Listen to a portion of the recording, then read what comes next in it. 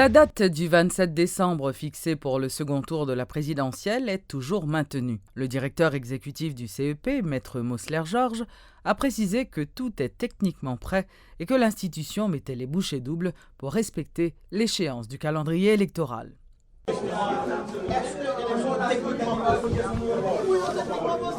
Pour couper court à la rumeur qui enfle ces derniers jours, tous les journalistes présents à la conférence de presse hebdomadaire du CEP voulaient la réponse à une seule question.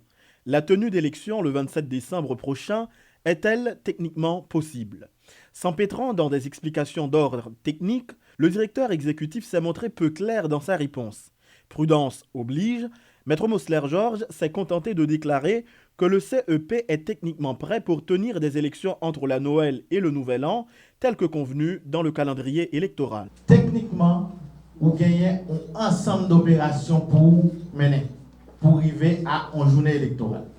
Et ensemble d'opérations, ça y a constituant préparer maquette, y a constituant faire formation, y a constituant fabriquer bulletin, y a constituant confirmer centre de vote. Et je dis à ma parole là, toute opération ça au niveau technique, nous-mêmes, nous faisons, ça nous finit déjà et ça n'a finalisé.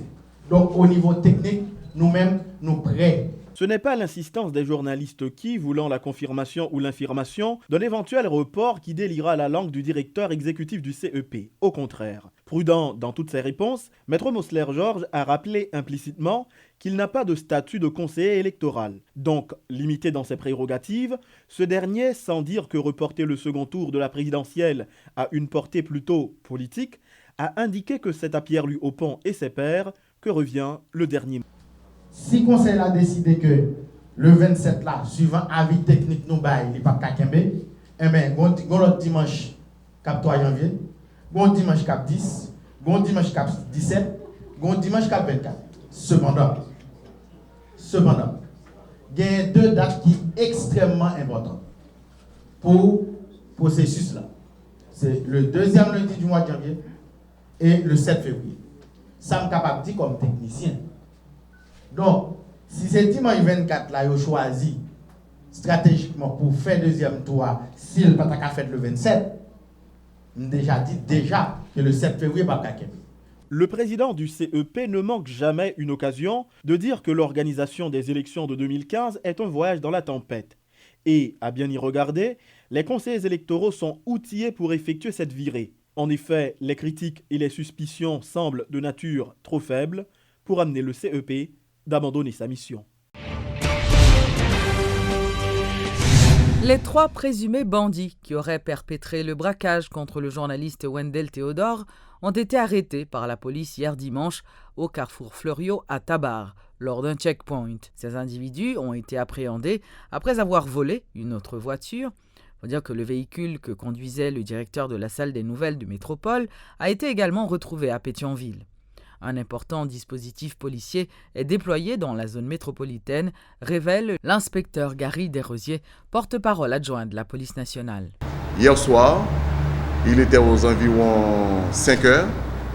Il y a 3 bandits qui attaquaient un jeune garçon. Côté que, ils prennent machine qui sont Nissan Patrol de couleur grise.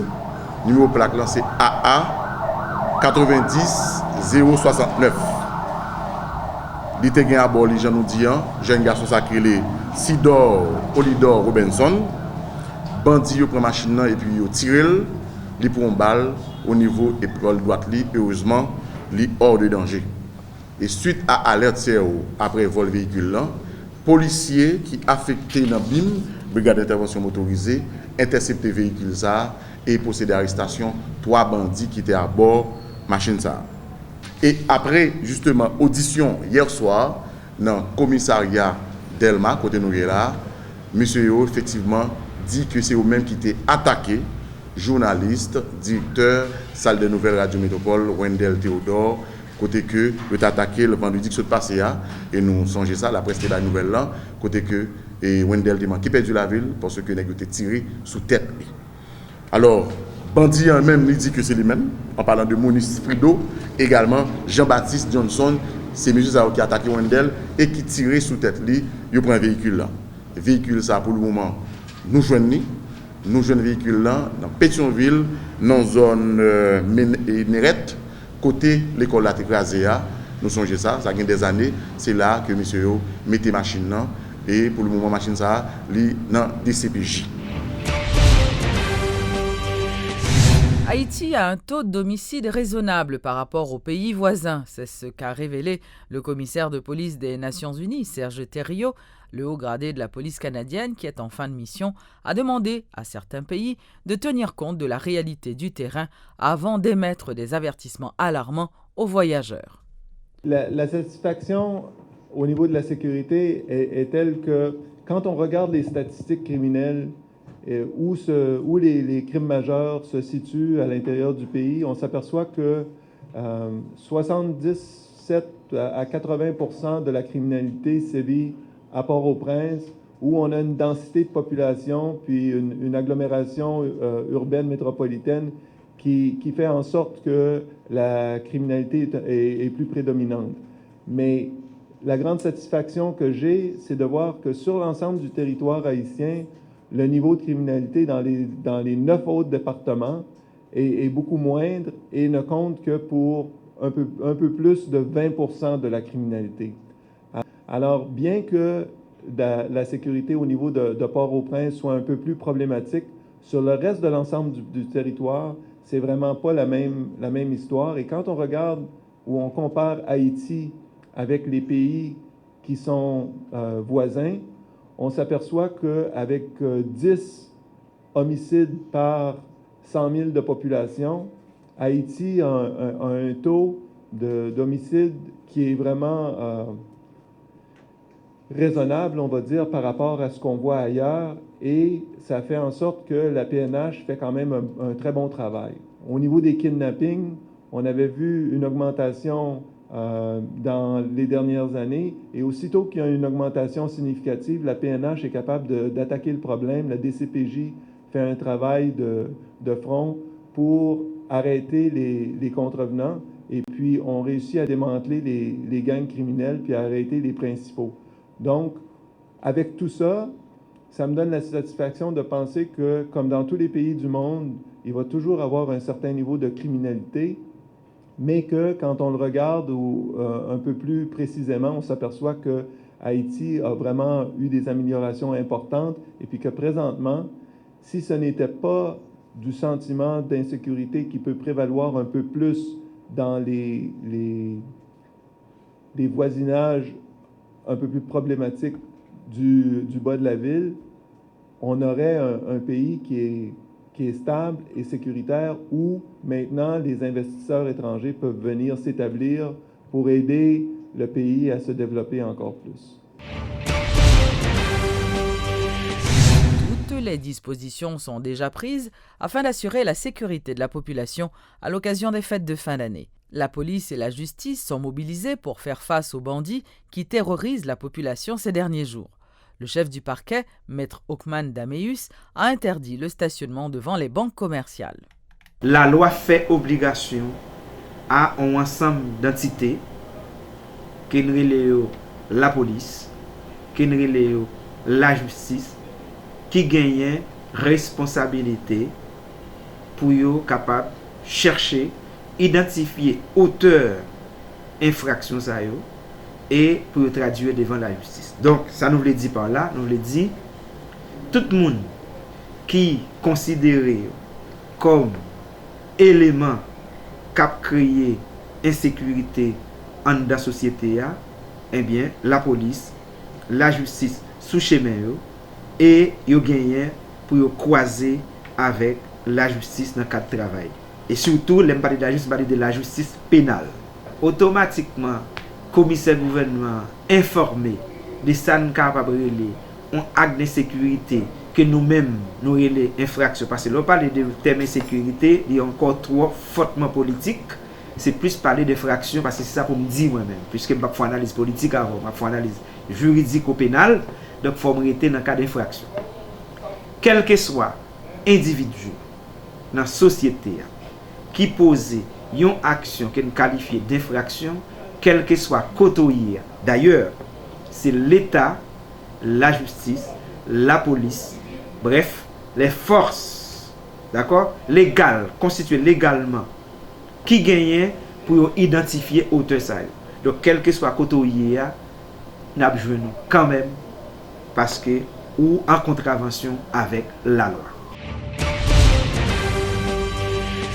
À l'initiative de Petite Dessalines, du MONOP et du Front national des candidats, plusieurs centaines de personnes ont défilé vendredi et samedi dans Port-au-Prince. Ces manifestations de l'opposition plurielle visaient à réclamer la mise en place d'une commission indépendante de vérification afin de faciliter la tenue du second tour. Certains partisans des candidats du G8 ont également exigé le renvoi du CEP, le départ de l'exécutif, l'arrestation des conseillers électoraux et la mise en place d'un gouvernement de transition.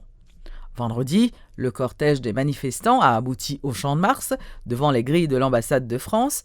Les organisateurs ont exigé du corps groupe, dont la France est membre, de cesser ses ingérences dans la politique haïtienne et de ne plus cautionner les dérives du président Martelly. Samedi, les protestataires s'étaient rendus devant les locaux du centre de tabulation.